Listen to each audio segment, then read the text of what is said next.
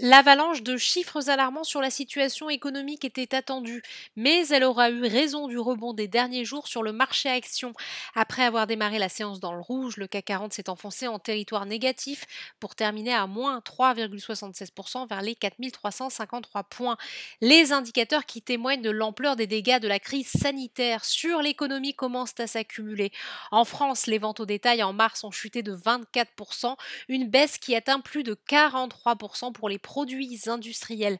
Dans l'après-midi, les données américaines sont venues accentuer l'inquiétude. Les ventes au détail ont plongé de 8,7% en mars. Il s'agit de la plus forte baisse depuis au moins 28 ans.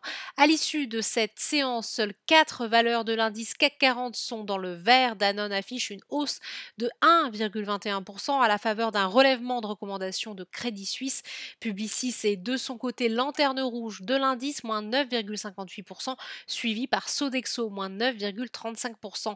Après un rebond la semaine passée, le secteur aéronautique qui tourne au ralenti est de nouveau en baisse, moins 8,67% pour Airbus, moins 7,22% pour Safran.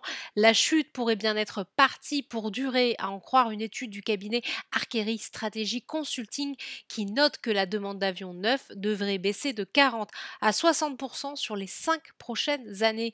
Les valeurs bancaires s'enfoncent, Société Générale moins 8,20%, BNP Paribas moins 7,16% et Crédit Agricole moins 8,13%.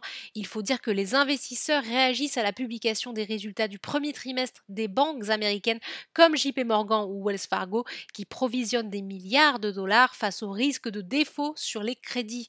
Journée noire également pour les cours du pétrole. Le Brent recule à 27 dollars, moins 8% de baisse, tandis que le WTI repasse sous les 20 dollars le baril.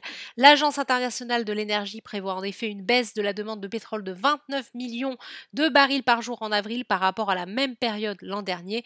Autant dire que les coupes décidées par l'OPEP et la Russie de 20 millions de barils par jour sont insuffisantes. Par ricochet, les valeurs liées au secteur replongent. Total cède plus de 6% sur le SBF 120. Technip FMC chute de 11,42%. Le parapétrolier, je vous le rappelle, qui a perdu plus de 63% en bourse depuis le début de l'année. Outre-Atlantique, les principaux indices sont également dans le rouge à 18h heure de Paris.